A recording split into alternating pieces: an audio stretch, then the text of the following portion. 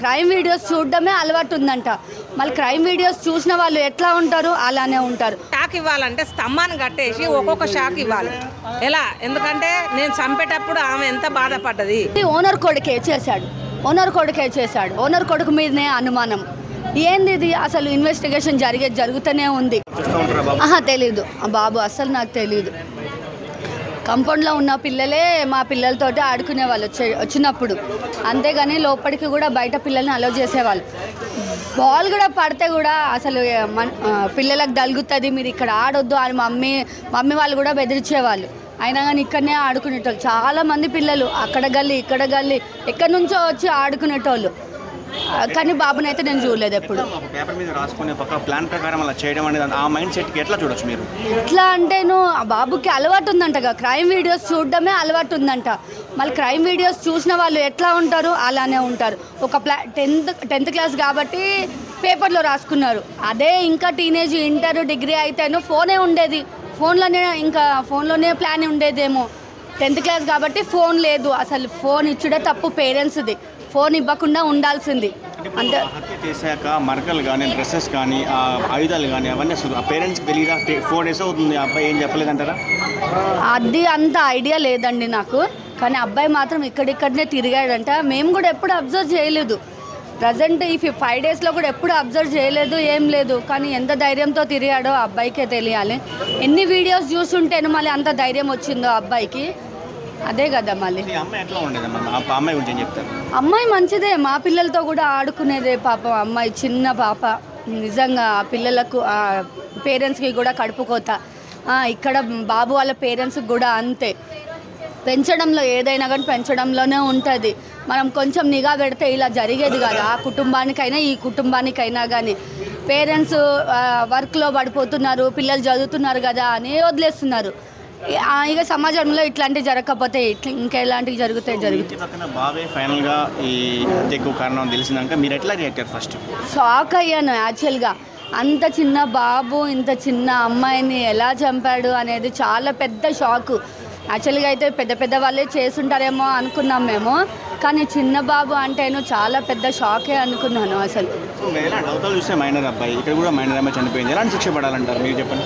Minor అబ్బాయికి ఎలాంటి శిక్ష వేస్తే ఏముందండి, పేరెంట్స్కి వేయాలి ఏదైనా శిక్ష. పేరెంట్స్ని బట్టే వాళ్ళు పెరుగుతారు ఏదైనా కానీ. పేరెంట్స్ మంచి పెంచుతారు, మంచి పిల్లలుగా పెరుగుతారు ఏదైనా కానీ.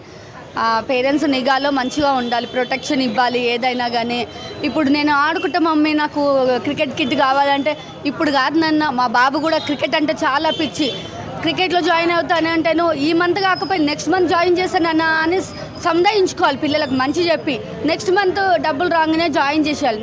మా అబ్బాయిని కూడా జాయిన్ చేశాను నేను క్రికెట్లో.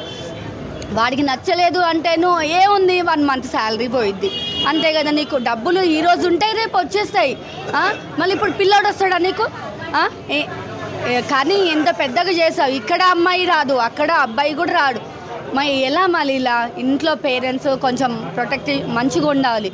పిల్లల ఆలోచనలు బట్టి పిల్లలు ఏం నేర్చుకుంటారు ఏంది అనేది కూడా ఆలోచించి పిల్లల్ని పెంచడము పేరెంట్స్ అలవాటు చేసుకోవాలి. అబ్బాయి హత్య చేసినాక కూడా 2-3 days స్కూల్ కూడా వెళ్ళాడంట. ఇవాళ మార్నింగ్ కానీ స్కూల్కి వెళ్ళాడని తెలిసింది మాకు. అంటే భయం లేదు అబ్బాయికి? లేదు, యాక్చువల్గా ఈ 5 days స్కూల్కి వెళ్ళలేడంట, ఈ స్కూల్కే వెళ్ళలేడంట యాక్చువల్గా అయితే. ఆ ఏజ్ అబ్బాయిలకి మైండ్ అలా మారడానికి కారణం ఏమంటారు? ఏముంది, ఫోన్లో వీడియోస్ చూడడమే.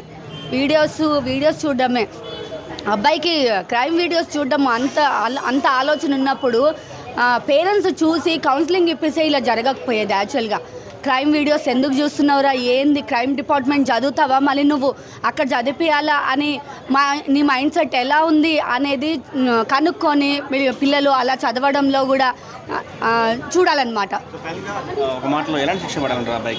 శిక్ష అంటేను నేనేం చెప్పలేదండి, ఇక కోర్టు ద్వారానే తెలుస్తుంది శిక్ష అనేది. మైనర్ బాలుడు కాబట్టి ఇక కౌన్సిలింగ్ ఇచ్చి ఇక జైల్లో పెడతారు. మీ చుట్టూ కూడా చాలా సంఘటనలు జరిగాయి, చాలా వార్తలు వచ్చాయి. సో ఈ ఫైనల్ తేలింది, మీరు ఎట్లా ఫీల్ అవుతున్నారు చెప్పండి? ఎట్లా అంటే చాలా వచ్చాయి, మా డాడీ మీద మా అన్నయ్య మీద చాలా రూమర్స్ వచ్చాయి. అసలు మేము ఎన్నో సంవత్సరాల నుంచి ఇక్కడ ఉన్నాము, అసలు ఇంత పెద్ద సిచ్యువేషన్ ఎక్కడ జరగలేదు ఈ ఏరియాలో దరిదాపుల్లో. అందుకని ఎవరింట్లో కూడా చూడండి మీరు సీసీ కెమెరాస్ లేవు, అంత ధైర్యంగా ఉన్నారు. ఇప్పుడు ప్రతి ఇంటికి కంపల్సరీ సీసీ కెమెరా వచ్చేస్తుంది. 2 డేస్లో ప్రతి ఇంట్లో ఉంటుంది. ఇప్పుడు ఉంటుంది రేపటి నుంచి అయితేను సీసీ కెమెరాస్ ఉండాలి. అంత నమ్మకంతో ఉన్న వాళ్ళకు ఇంత బ్యాడ్ నేము, అసలు నిజాలు తెలుసుకోకుండా కూడా సోషల్ మీడియా ప్రచారం చేయడం కూడా అది కూడా తప్పే. మా డాడీ పేషెంటే, మమ్మీ పేషెంటే. ఏముంది, ఓనర్ కొడుకే చేశాడు, ఓనర్ కొడుకు మీదనే అనుమానం. ఏంది ఇది? అసలు ఇన్వెస్టిగేషన్ జరుగుతూనే ఉంది. అన్నయ్యకు చిన్న బాబుని చూసుకుంటే నేనున్నాను, నా పిల్లల్ని వదిలిపెట్టేసి నా ఇంటి దగ్గర. ఏంది, మమ్మీ డాడీ వాళ్ళు పేషెంట్లే. అన్నకు కూడా బీపీ ఉంది, వాడికి అంత ధైర్యం లేదు, ఏం లేదు. మేము ఉండి ధైర్యం ఇస్తున్నాం కాబట్టి కొంచెం మంచిగా ఉన్నాడు. కానీ చాలా చెడ్డ పేరు అయితే వచ్చింది. ఎట్లా చెడ్డ పేరు వచ్చిందో మా మా మా పేరెంట్స్కి అట్లా మంచి పేరు కూడా ఈ సోషల్ మీడియా తీసుకురావాలి. అదొక్కటే కోరుకుంటున్నాను, అంతే. ఓకే. అబ్బాయిని తీసుకొచ్చి మా పిల్ల చనిపోయింది కాబట్టి అబ్బాయిని తీసుకొచ్చి మా కళ్ళ ముందు చంపాలంటారు. అట్లా మాకు చెప్తారా? అంటే వాళ్ళకో న్యాయం మనకో న్యాయం కాదు కదా, అవునా కదా? ఎందుకంటే మన కడుపు కాలి మనం ఉన్నాం. మనకి షాక్ ఇవ్వాలంటే స్తంభాన్ని కట్టేసి ఒక్కొక్క షాక్ ఇవ్వాలి. ఎలా? ఎందుకంటే నేను చంపేటప్పుడు ఆమె ఎంత బాధపడ్డది, ఇంత అవస్థ పడ్డదా?